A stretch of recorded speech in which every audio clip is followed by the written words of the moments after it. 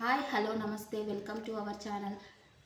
ఈరోజు అయితే మనము స్టఫ్డ్ కాకరకాయ రెడీ చేసుకుందామండి. ఎంతో టేస్టీగా ఎమ్మీగా ఉంటాయి. ఇలా కాకరకాయలు చిన్నవి తీసుకొని చేసుకోండి, ఒకసారి ట్రై చేయండి. లెట్స్ ప్రాసెస్లోకి వెళ్దాం. ఒక స్పూన్ శనగపప్పు, ఒక స్పూన్ మినప్పప్పు, వీటిని దోరగా సిమ్లో పెట్టేసుకొని వేయించుకోవాలండి. ఇలా లో ఫ్లేమ్లో దోరగా వేయించుకునేటప్పుడే ఇప్పుడు కలర్ వచ్చాయండి. ఇప్పుడే ఒక చిటికెడు మెంతులు, ఒక స్పూన్ ధనియాలు, ఒక హాఫ్ స్పూన్ జీలకర్ర. ఇవి ఊరికేనే వేగిపోతాయి, అందుకనే వేగాక ఇవన్నీ వేసుకోవాలి. ఓకే, కలర్ అయితే ఇలా టర్న్ అయింది. ఇప్పుడు ఒక ప్లేట్లోకి తీసుకుందాం. అదే ప్యాన్లో 2 టేబుల్ స్పూన్ల పల్లీలు అయితే వేయించుకుంటున్నానండి. పల్లీలు అయితే దూరగా వేయించుకుంటున్నానండి. దూరగా వేయించుకుంటేనే టేస్ట్ వస్తుంది. ఇలా వేయించుకోవాలి. పల్లీలు కూడా దూరగా వేగాయండి. ఇప్పుడు స్టవ్ ఆఫ్ చేసేసుకొని ఒక ప్లేట్లోకి తీసుకుందాం. పల్లీలను అయితే ఆన్ చేసుకొని ప్యాన్ పెట్టేసుకుంటున్నాను. దాంట్లోకి కొద్దిగా ఆయిల్ వేసుకుంటున్నానండి. చిన్న సైజ్ కాకరకాయలను అయితే తీసుకొని పైన కొద్దిగా పొట్టు తీసానండి. తీసుకోకున్నా సరే నేనైతే కొద్దిగా తీసి ఇలా ఘాటు పెట్టేసుకొని ఇందులో ఉన్న విత్తనాలన్నీ తీసేసానండి. తీసేసి ఉప్పు పసుపు వేసుకున్నాక అరగంట పాటు పెట్టుకున్నాక ఇలా పిండేసుకుంటే కొద్దిగా చేదైతే వెళ్ళిపోతుంది. అంతగా చేదుగా తినరు కదా, అందుకని ఇలా చేసుకుంటున్నాను.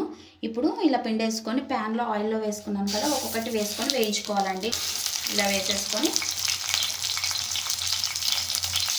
ఇలా అన్నీ పిండేసుకోవాలండి. ఇలా వాటర్ వస్తుంది, కొద్దిగా చేదు అనేది పోతుంది. ఇలా వేసుకొని కొద్దిగా వేయించుకోవాలండి. ఒక 5 మినిట్స్ పాటు సిమ్లో పెట్టేసుకొని దూరగా వేయించుకోవాలి కాకరకాయలు అనేటివి. నేను చూపిస్తాను చూడండి. ఇలా వేసుకున్నాక కొద్దిగా ఆయిల్లో కలుపుకుంటూ వేయించుకోవాలండి సిమ్లో పెట్టేసుకొని. ఇవి వేగే వరకు మనము ఇవి మొత్తం చల్లారాయండి. ఇప్పుడు మిక్సీ చేసుకుందాం. చల్లారాకనే వేసుకోండి, లేకపోతే పౌడర్ అనేది తడిగా వస్తుంది ముద్దలాగా. ఇలా చల్లారినాక వేస్తే పొడిగా వస్తుంది. ఇలా అన్నీ వేసాక దీంట్లోకి నేను ఒక 10 వెల్లుల్లి రెబ్బలను అయితే వేసుకుంటున్నాను. అలాగే ఒక స్పూన్ కారం, మీకు స్పైస్ లెవెల్కి తగ్గట్టు వేసుకోండి. నేనైతే ఒక స్పూన్ పైన చిటికెడు వేసాను. అలాగే సరిపడినంత సాల్ట్ వేసుకోండి. కాకరకాయలకు ఆల్రెడీ ఉప్పు పసుపు వేసి మగ్గించుకున్నాం కదండి, అందుకని కొద్దిగా తక్కువే పడుతుంది, చూసి వేసుకోండి. పౌడర్కి తగ్గట్టు నేనైతే హాఫ్ స్పూన్ వేస్తున్నాను, టేస్ట్కి తగ్గట్టు. ఇప్పుడు వీటిని మిక్సీ చేసుకుందాం, పౌడర్ చేసేసుకుందాం.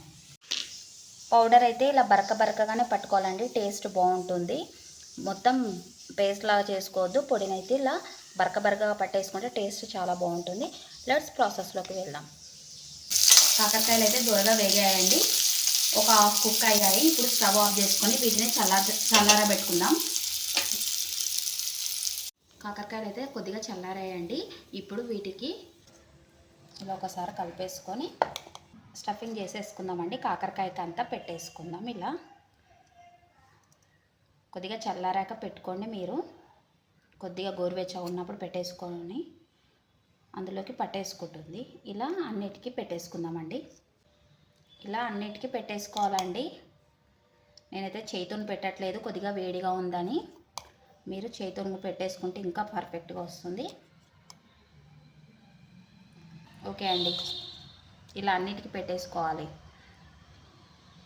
అదే కడాయిలో ఇలా స్టఫింగ్ చేసుకున్నవి మళ్ళీ ఒకసారి పెట్టేసుకుందామండి. కొద్దిగా స్టఫింగ్ చేసినవి కూడా పెట్టేసుకుంటే అవి కూడా మగ్గుతాయి, టేస్ట్ చాలా బాగొస్తుంది.